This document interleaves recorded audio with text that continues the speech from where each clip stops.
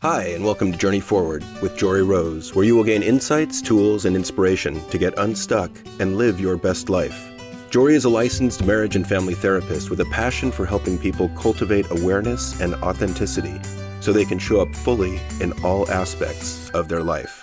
And now, here's Jory.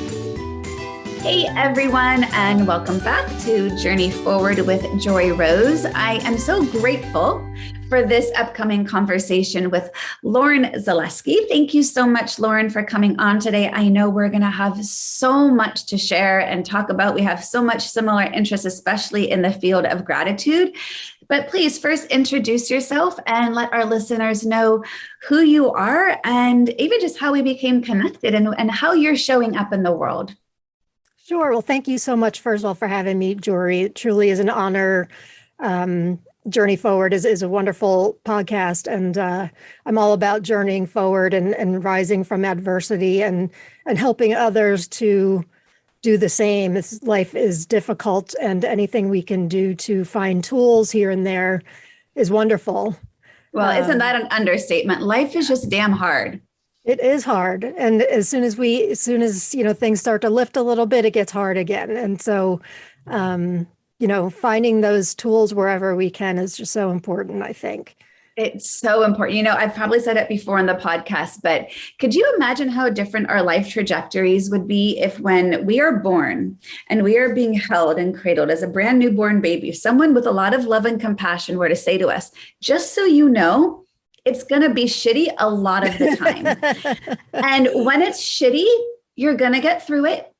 Doesn't mean anything is wrong with you as a human being, but just I want to set you up for some realistic expectations for what life is. Like, could you imagine the self-compassion we could have for ourselves if we just knew, oh, wait, you mean like this hard patch is somewhat normal? And maybe I'm not responding in a quote normal way, but the fact that it's in fact hard is just human. Wouldn't that be amazing if we could do that with newborn babies? It sure would. I was talking to somebody the other day, and she was saying, nobody teaches us self-compassion. Nobody teaches us the art of that. And it's difficult for us, women in particular, not to be sexist, but women have a really tough time with that I found in my travels. So it would make a difference in life, for sure. 100%. And I see my work as a therapist with women, we especially struggle when it's hard. Yeah. And that self-compassion is not an easy, accessible tool we tend to go to. It is not. So tell us a little bit about your heart. What has your journey been like? How did you get to where you are? Well, my name's Lauren Blanchard Zalewski. I run a website called gratitudeaddict.com. I'm a gratitude junkie. And I run a group on Facebook called Attitude, of Gratitude with Chronic Pain. And I've had a journey like most people in the world that, blind turn hit me and didn't know how to deal with it well. I had a pretty, even-keeled life for most of my life. And then in my early 30s, I had 2 young children. And I all of a sudden felt like I had the flu, and it didn't go away. I felt like I'd been hit by a truck. Oh, wow. And, in my area, I live in a rural area, and Lyme disease is a big thing. So even though I tested negative, the doctors thought I had Lyme disease. They diagnosed me with Lyme. And in the back of my head, I knew I did not have that. It just didn't fit. Your inner wisdom and intuition said that wasn't it. Yeah, it didn't. And plus I tested negative, and I know a lot of people do, but it just didn't feel right. So like many that live with chronic illness, I jumped from doctor to doctor all over the place. I live in between New York and Philadelphia. So I went to some of the best doctors. And after a year, I was eventually diagnosed with lupus and fibromyalgia. And so you go through flares a lot with these conditions. And for a lot of the time over the next, 13 years or so, I would be, doing fine, doing life great. I was, active mom, homer mom, PTA president, eventually, really active in the community. I was kind of the go-to girl for everybody, which kind of was a good thing, but also a bad thing. It turned out I was trying to be everything to everybody except for myself. I was just going to say, this is, again, not to be sexist, but a plight that many women struggle with of how can I caretake others? And oh, by the way, I've forgotten to put myself on that own list. Yeah. Yeah. I thrived on being the go-to girl, thrived on it. Everybody, Lauren, take it to Lauren. She can do anything. And I loved that. And I don't know exactly if it contributed to what I call my crash.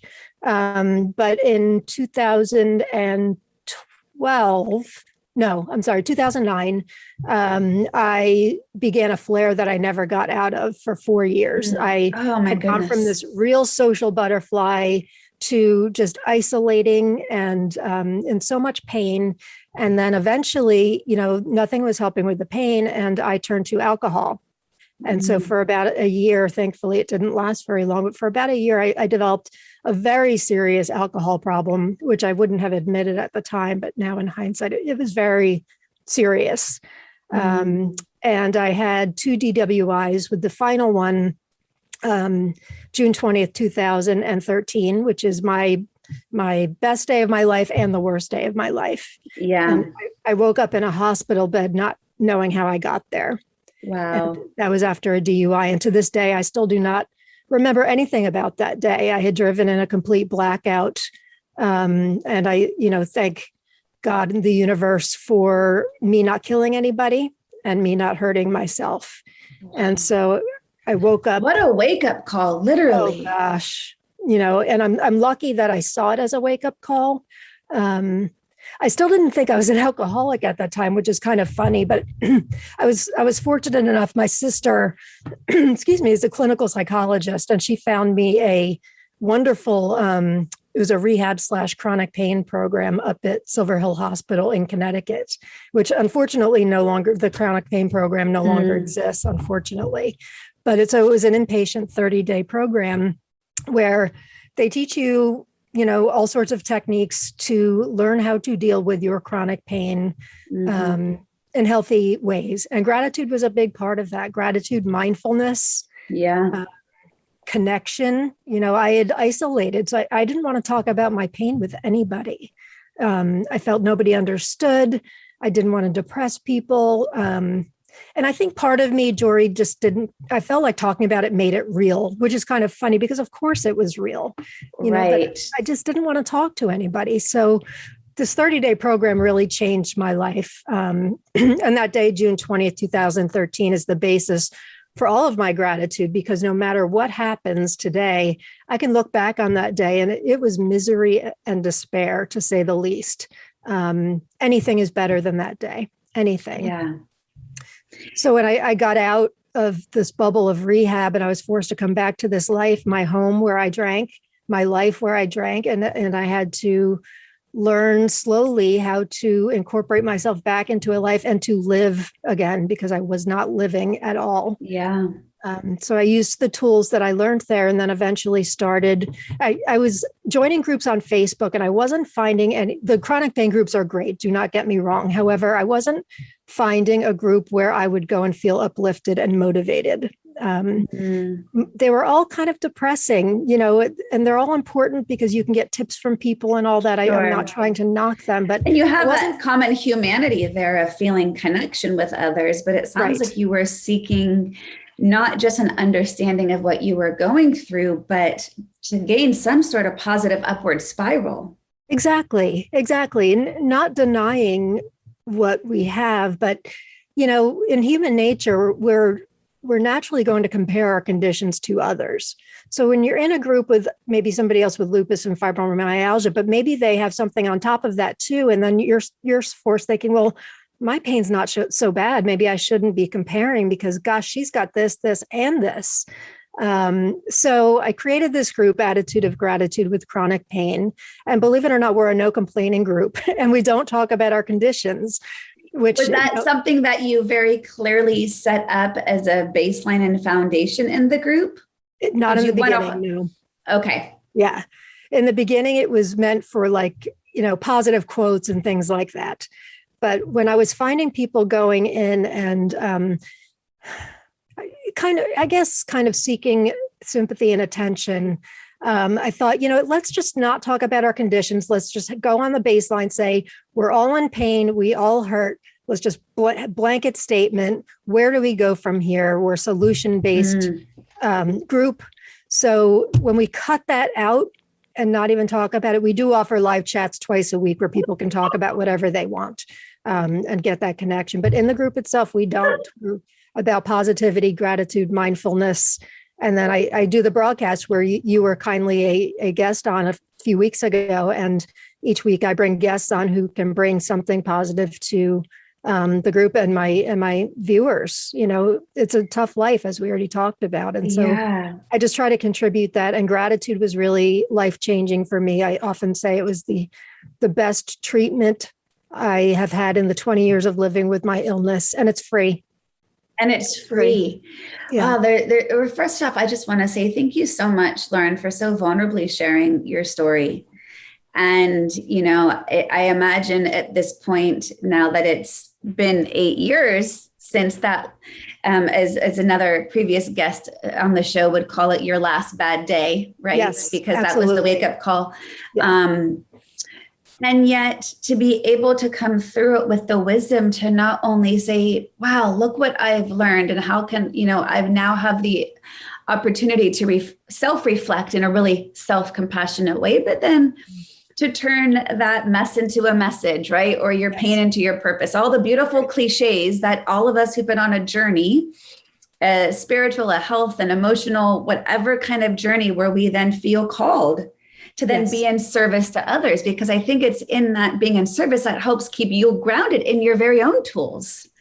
For sure. They're constant reminders. I mean, I once laughed. I was teaching mindfulness classes for years, and I literally got a speeding ticket on the way to teach a mindfulness class.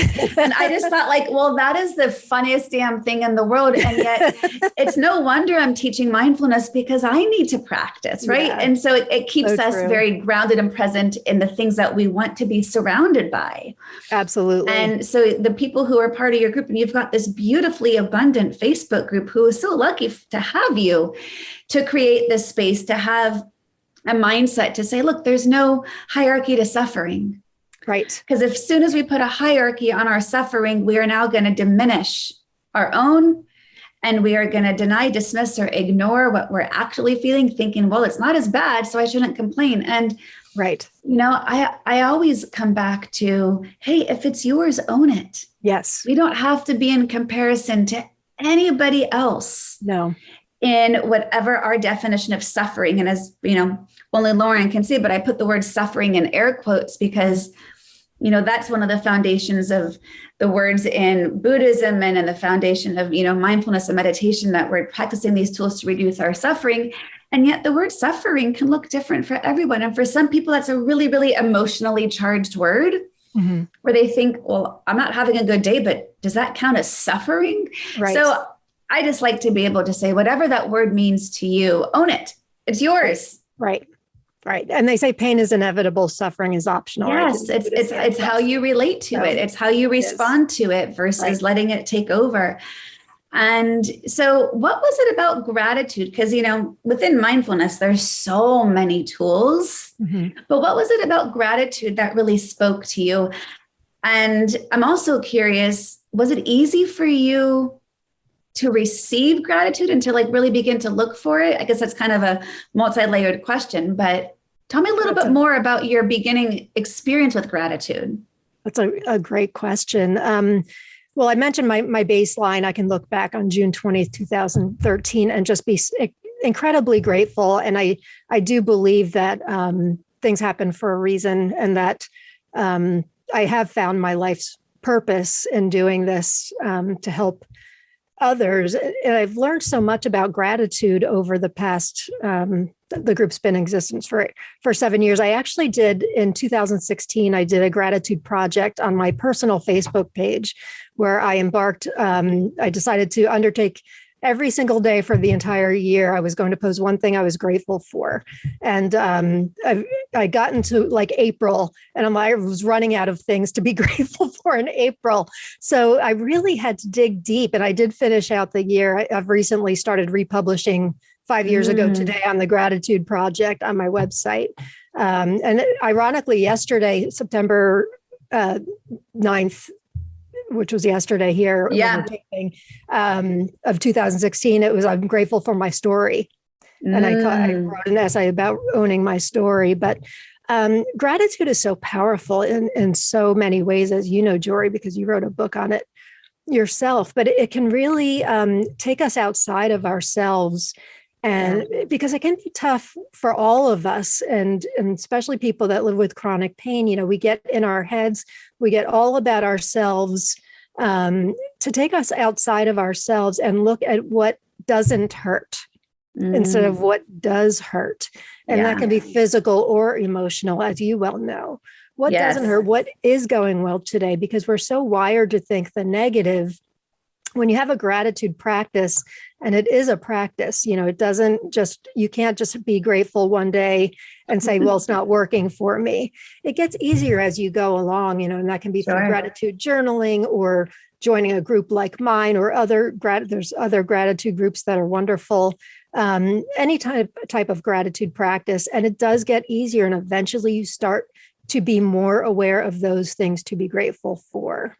And then your pain, you know, of course, I would be lying in saying that gratitude takes away your physical pain. That's not fact. However, there are studies. In fact, I have somebody coming on my broadcast in 2 weeks. She's Dr. Fuchsia Sirah. She's out of the University of Sheffield in England, who has done studies on gratitude and chronic pain, and how, you know, gratitude helps with the emotional pain, and the emotional pain and the physical can be very connected. And that's not saying your pain is in your head, because your pain is very, very real. I'm not diminishing that at all. However, it is a tool where we can help ourselves by incorporating it into our lives. It's been profound for me, a profound experience. It's so profound. And there's so many things that I could, you know, pull out and talk about. And I think one of the keys there that I loved what you said is gratitude takes us outside of ourselves. Right. And we are, ironically, we're so over focused on ourselves while simultaneously not being self-compassionate, right? So like, that's kind of a weird dichotomy, like, but because we're over focused on ourselves in a judgmental way. Right. And either whether it's why am I in so much pain? Or why can't I get out of this? And, you know, I feel like for so many people, and I just actually got off the phone with a client just before this call who's been managing chronic pain. And, you know, I think sometimes coming to acceptance versus asking why is one of the ways to shift our relationship to it. And there's multiple ways. And, you know, when you can tune into gratitude around your own relationship to whatever it is that's arising, whether it's internal, you know, physical, mental, emotional, or it's external, and just how we're relating to the crazy world around us. Right. Right. But it does begin to shift your focus to be, you know, bigger than just me. Yes. And you're so right. Acceptance is the answer, as is always said. You know, I belong to 12-step groups, and step one is admitting that your life is unmanageable in whatever way, you know, your life is unmanageable. And acceptance, if you cannot come to a place of acceptance, that doesn't mean you have to like it. Yes, I always say that. Yes. Yeah. Yeah. Accepting does not mean you have to like it. It doesn't mean that you just give up and say, okay, well, I've got this pain. I'm not going to do anything for myself. It's just accepting things as they are right at this moment. And that could change tomorrow. But for right now, accepting things enables you to move forward, journey forward, and move forward towards a fulfilling and joyful life. Yeah. And part of that too, in the acceptance, is, I believe, also coming to a deeper willingness to let go of expectations of how you thought it was all supposed to look like. Right. And expectations of how you wanted it to be, or you thought it should be. Again, I'm putting the should in the air quotes there, right? And that becomes a big roadblock to acceptance. But this wasn't my plan. Right. This wasn't supposed to happen. And, you know, during COVID, when it first began, I guess we're still in COVID, but when COVID first began, I had this mindset around, what if this was exactly what was supposed to happen? Mm-hmm. It's a way of shifting our relationship to what's here that none of us like. And maybe we're fearful and afraid of or have suffered from health-wise or loss of family members. And yet maybe it's just a bigger perspective of we don't have as much control as we thought. No. And the more we try to force things into an expectations of how we wanted them to be, the harder it is. For sure. I'm a self-proclaimed control freak. And part, I think, of my, getting to my rock bottom was the more I tried to control things, the more out of control I got. And the more, I was spinning my wheels constantly on the internet, jumping from specialist to specialist, treatment to treatment, medication to medication. For everything that didn't work, I would just retreat even more because it's not what was, in air quotes, supposed to happen. And many of us with chronic conditions, we romanticize how things used to be. Yes. And, I used to be able to do this. I used to do that and all of that. And that's not really accurate. And it's not really healthy either. Mm-hmm. How are things right now? What can I do to help myself right now? Because how it was is how it was. But for now, I want to live a good and joyful, wholehearted life right now. What can I do to help myself? And that's what gratitude helps with. And it's focusing on possibility. It's focusing on capabilities versus dwelling in the negative, right? Because like you said, we're wired for that negativity bias. So we're going to be drawn into that right off the bat, even if we aren't aware of it. That's going to be our default network, right? Yeah. And I'm curious when you talk with people around pain. So, so many people out there are managing things. And there's this balance. And as a therapist, again, I talk about with my clients around the very delicate balance of kind of doing a self-check-in on where's my pain today, or whether it's dealing with tinnitus or dealing with even, different, whether it's fibromyalgia or IBS, or there's some fear that, well, if I acknowledge it, it'll make it bigger. Right. If I name it, if I don't name it, maybe I can ignore it and it won't be that bad. Yep. But then there's the other mindset in camp to say, well, if I acknowledge it and I give it room to exist, and it doesn't have as much power over me because I'm not denying, resisting, and ignoring it.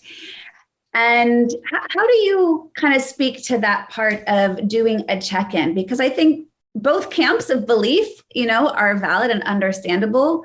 I know which one I guide people towards doing, but how would you respond to, what do I do? Do I want to do a check-in? Is that helpful? Is that focusing on the negative, or is that just giving it room to exist and recognize it's impermanent because it's just this moment?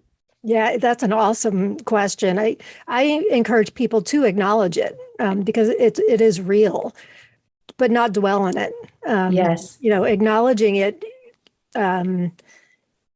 doesn't give it more power. I don't believe. It's just accepting things again as they are right now. Yeah. But it's when we stay stewing in our pain that problems arise, in my opinion. We stay stuck in it and don't do anything to help ourselves. There's also a false notion that, after running around for a lot of years, and many people don't get diagnosed because a lot of these autoimmune symptoms are very similar. So these conditions are very similar. And they think once they get a diagnosis, things are going to change. But a lot of people, myself included, when I finally got my diagnosis, I'm like, all right, things are going to change. Nothing changed at all. There is no cure at this point. I had been treated already for similar stuff. So, a lot of us we're searching for the next thing. And once we get there, we're like, oh, well, that didn't really change anything. But acknowledging it, accepting it, saying hello to it, and then letting it go is, I believe, the healthy way to deal with that. And talking it out with others in a community, a friend, family member who you trust, feel safe and not judged with, does give it less power. And then you can move on with gratitude and joy. Yeah. It's so powerful. When we think of communication, we really think of just how we communicate with others. I get very nitpicky on language because I think the language in which we're communicating, but most importantly to ourselves and our own minds, is the most important communication that we need to practice, because we do not speak to ourselves very kindly. We have a big, loud inner critic, and we can easily go into that comparison mind or judgments or asking that question, why? And one of the things that I have found really helpful when I've been working with clients of mine who have had chronic pain, and I'm going to extend this to emotional pain, right? Sure. I know that your focus is chronic pain, but what I think we can broaden to say it's how we can choose gratitude in however we identify what pain and, suffering, again, quotes, looks like. But one of the things that I will guide people in when they do that self check-in, to give that acknowledgement, to add 2 little words on that I think changes the whole ball game, which is right now. I had a feeling you were going to say for today, which is the same thing. Right now. Absolutely. Because, even for today is still 24 hours long. And I'm talking about, true. This is just the second. That is true. That's absolutely And I think it's, so that language and that internal communication is really a game changer. Yep. In Attitude of Gratitude with Chronic Pain, we have various posts we post during the day, and I'm lucky to have a wonderful team that helps me out behind the scenes. But first thing in the morning, we post a graphic called our daily intentions. Mm-hmm. And I think a lot of people that live with chronic illness, and we are open to people with physical and or emotional pain, because that's what we deal with really is the emotional aspect of it. Right. Because people with chronic pain, the studies show that most of us have emotional pain as well. But by setting daily intentions, it gives us a loose roadmap, I call it, to guide us through the day. Because a lot of us think, I live in pain. I don't know what's going to happen. So I'm just going to not, plan anything. And I think setting goals, I think for us is a dangerous thing, because if we aren't able to meet them, it leads to self-resentment. So by setting our daily intention, it gives us that loose roadmap in pencil that guides us through the day. In 5 minutes, our condition can change because it does ebb and flow. So if you don't meet your intention, it's okay. Yeah. It is okay. Yeah. And then at the end of the day, we do 3 things you did well today.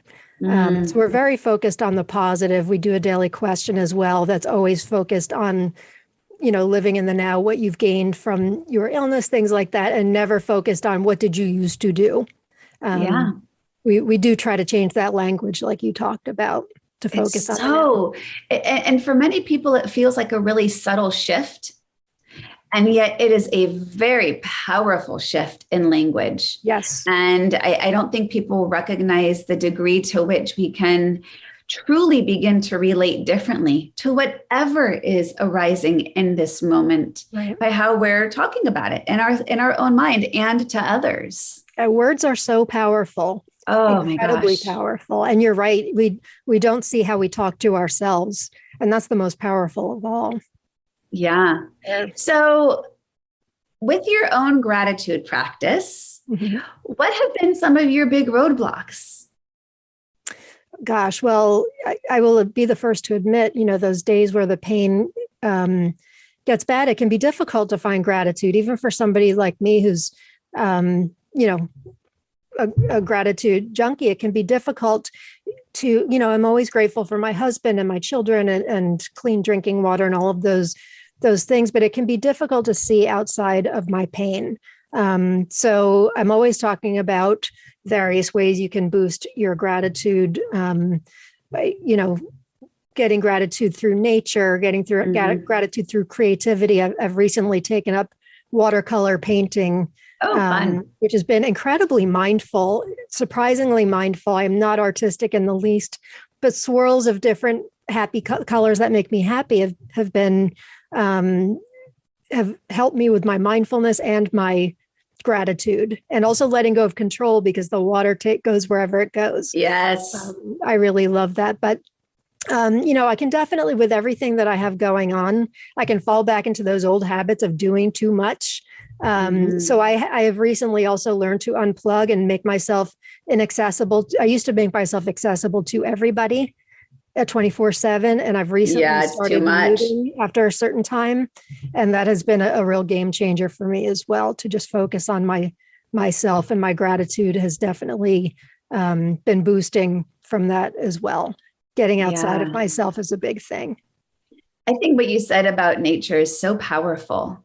I mean, so, I'm in California and I'm in the Bay Area, and we are, fingers crossed, hopefully getting out of what has now been a yearly fire season for us. And it is awful. I mean, it is, and I'm hundreds of miles, thankfully, away from the fire, not hundreds, about 100 miles away from the fires. And yet, there's nothing like being grateful for clean air when all of a sudden your air quality index is hazardous. Yes, I bet. We have a lot of members from out west, and they've been talking about it a lot. And for months or weeks in which the sky simply is not blue. And to have a blue sky is unbelievable. And last night, Lauren, the most amazing thing happened here in the Bay Area, Northern California. It rained like a little bit, but like I went on a walk this morning and it smelled like that fresh smell of rain. And I cannot tell you the degree of gratitude I had for these things in nature that we as Californians cannot take for granted because it's not always here. And I think nature is a really beautiful way to tune in to just, wow, look at the tree that produces that design of a leaf. Look at the flower that produces that color. Like, my fiance will often say, I can't believe we get to live in a world that produces these natural colors. Like, it's amazing. Yes, it is. I actually, in the book I just finished, one of the gratitude exercises I have people doing is taking a walk in nature and trying to look at things through the eyes of a toddler. When you walk with a toddler, when you're with a toddler, they're seeing things for the first time and they're so excited. They're vibrating with excitement because they're seeing these things for the first time. And then as we age, we don't get that excitement anymore. So trying to freshen our eyes and look at things like what you just said, the colors of the leaves and all of that, you'd be amazed at how your perspective changes in all the things that are surrounding us. Yeah, it's having that beginner's mind. It's looking as if seeing it for the first time, which is so easy for us to forget to do. Yeah. Which is why, mindfulness is really about just remembering, right? It's being present, and it's that beginner's mind.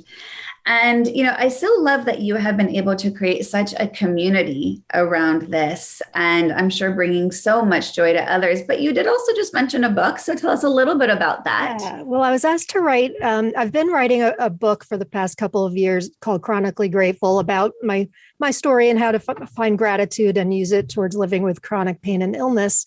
But I was contacted, we have the same publisher actually, to write a gratitude journal for teen boys.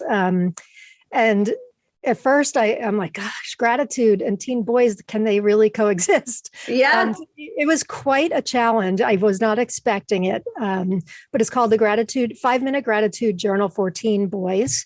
And it will be out through Rockridge Press. I believe November 23rd is the release date. I'm quite proud of it. I just saw the final cut. It looks amazing. And exciting. Congratulations. Thank you. I don't think teen boys are going to be rushing out to buy this book. However, I do believe that there'll be a lot of loved ones of teen boys who will be buying it for them. Sure. So my hope is that I was able to create something that they will enjoy doing once they are forced to do it, because I think that it will take that. But I hope so, because since I signed on with the book, I've talked to more and more people who have teen boys in their lives who are really suffering, emotionally suffering. I think it's a real subset. In fact, that's why I said yes to the book. I was talking to a friend who was a middle school teacher, and she said that teen boys are a very forgotten about subset when it comes to emotional health, mental health. Yes. And so I'm like, I should do it. I was going to turn it down because working on my own book, and gosh, I am so grateful I said yes, because it was an amazing experience for me, a challenge. And I really, a teen journal or a journal on gratitude for teen boys does not yet exist. So I hope that I can bring something to the teen boys that they that's a really their lives and be happy. Yeah, it's such a beautiful offering, because you're right. There's so much there in socialization of boys that gratitude and self-positive reflection is not the thing that they're wired to do with their peers and in their social groups and with their coaches. It's, it's a much different socialization process. And I know this all too well. My fiance does a lot of work in what's called the man box culture of how boys are socialized, in which actually cuts them off of 2/3 of the emotional spectrum. And they learn this by age 5. And so, then you get these men who are very successful in business, but in very disconnected, unhappy marriages, or managing alcoholism because they don't know how to interact with their own emotional expression because they've been taught to shut it down. Right. And, so my fiance, John, does a lot of work with men to teach them these skills as men, and to recognize that, hey, all the skills that you have, that you were cultivated to have, that made you very successful in your careers, are not the same skills for you to be happy, or for you to be in what would, one would say is a successful partnership of interrelational tools and awarenesses and emotional awareness and communication around those emotions. So it's so needed. And I'm so glad you said yes to that project. And yeah, me too. Even in my group in Attitude of Gratitude with Chronic Pain, when you look at the demographics breakdown, we're about 98% women. Mm-hmm. And I often think, like, why is that? Do men not believe in gratitude? We're starting to get more, which thrills me. And we have a few really active male members, and they bring a lot to the table. It warms my heart. They really do. It's wonderful having them in the group, and it feels good to see men opening up. And like you said, I believe they need that. We all need that. Let's face it. We all need that. Yeah. Well, they were probably told growing up, suck it up and deal. Yeah. Man up. Yep. Right. And so it goes against their very socialization to acknowledge it without it feeling like it's a pity party. Yeah. They're problem solvers. They want to solve this chronic problem. They want to fix it. They don't think gratitude is going to solve this problem. It really takes letting go. To be able, the people that come to my group are generally people that have been sick for a while, that have really kind of, like me, tried everything, gone through the ringer. It's not generally people that have been diagnosed yesterday that come in and say, let's do gratitude. It's people that have they're tired and nothing is working. And so they want to come to a community. It's amazing. We have 6,300 members who willingly join, knowing they can't complain or talk about their illness, which is, I find, very amazing. But yeah, it's people that just want to say, okay, I'm sick. Now what? How can I be happy? How can I live? The 60 million people in the world, in the United States that live with chronic pain. That's a lot of people, huge subset. That's a lot of people. Yeah. And I think the thing there is, we kind of, if I'm looping back around, it's a little bit of acceptance. But it's, and when I became really involved in mindfulness and was on retreat with John Kabat-Zinn, who founded mindfulness-based stress reduction, specifically beginning with working with people with chronic pain and illness and teaching them the tools and the practices of mindfulness and meditation, and since he started MBSR in 1979, every research that has been done around it found, all across the board, similar results, that when we can learn to relate differently to our pain feels smaller. Yeah. Game changer. Mindfulness-based stress reduction is a game changer. That paired with gratitude, boy, it's like a superpower right there. Yes, absolutely. Absolutely. They go in tandem beautifully together. Can you share a couple more things as we wrap up? I'm curious. What are some of your creative ways to find, that you acknowledge gratitude? I know when I was talking in your group, we talked about some of my favorite creative ways to be grateful, because sometimes people really have a hard time with just the 3 things that went well that day or that I'm grateful for. Do you have any just out of the box creative ways of tapping into the good and looking for the good so you can dwell in the good? Yeah, it's funny you say that. I actually did a broadcast last week on bonus ways to find gratitude. Trying to think of some of the things I was talking about. There's some really great movies out there. If you are looking to get a boost, find your favorite movies. Mr. Holland's Opus is one of mine. Beautiful. Rudy, uplifting, positive movies. There's a great documentary on Netflix called Happy. which, gosh, if that doesn't put things into perspective for you, that was introduced to me at the chronic pain program, actually. Making a playlist of your favorite songs on your iPod or whatever, music you can listen to is a game changer for me. I have a playlist I call my happy playlist, and I'm constantly adding positive, uplifting songs to that.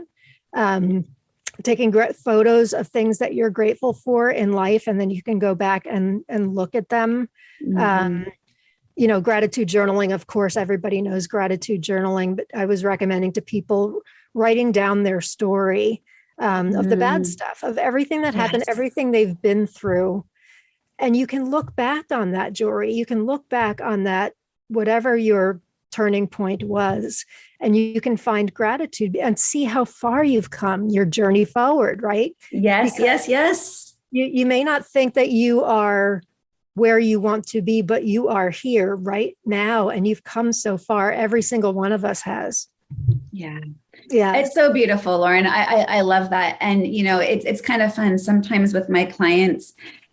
Sometimes it's hard to see our growth in our journeys, right? Because we're so in it. It's like we don't notice ourselves changing every day, but you notice how much someone changes, how they physically, like, especially like a baby or a toddler, right? Because when you see them every day, you don't notice the change.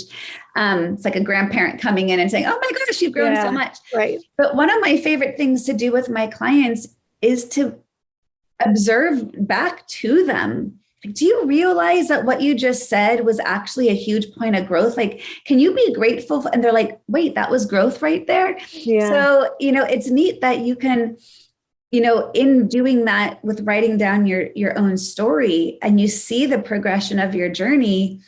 And then you can actually be really grateful for the hard moments from what you learned from it and how you are now responding differently in those areas. But it would even be fun to ask someone, if you trusted their responses, to be able to say like, hey, what do you see as my growth? What do you see that I've been doing well? Because sometimes we need extra reminders outside of ourselves. For sure. And I also recommend like writing a letter to yourself as if you were your best friend or I love that. Your biggest fan. Writing a letter to yourself with that self-compassion, you'll be surprised at what comes out.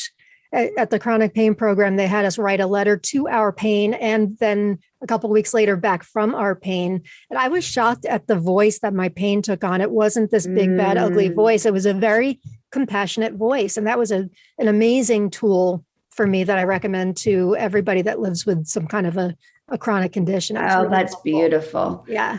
Lauren, I love it. I love the work that you're bringing into the world and what you're being in service to others, and grateful for having had our paths cross and having you on here today. And I so thoroughly enjoyed being in your group as well. And so how can people find you? What is the best way to connect? You can find me at gratitudeaddict.com. And that will talk about the group, the broadcast, the books coming out on Facebook. If you want to join our community, and we would love to have anybody with any chronic physical and emotional pain, Attitude of Gratitude with Chronic Pain, it's called. But you can find all of that information on gratitudeaddict.com. And of course, we will have those links in the show notes to make it really easy for people. Lauren, thank you so much. I'm grateful for you and grateful for this conversation. So thanks so much for being here today. Thank you. I'm grateful for you. And thank you for the work you're doing too, Jory. You're providing an amazing service for people. And I highly value and respect the work that you're doing. Thank you so much. All right, everyone, take care and be well. To continue your journey forward, find Jory Rose on Facebook and Instagram to become part of her growing community. You can also gain access to her meditations, books, online classes, or to sign up for an upcoming retreat. Visit her at joryrose.com. That's JOREEROSE.com.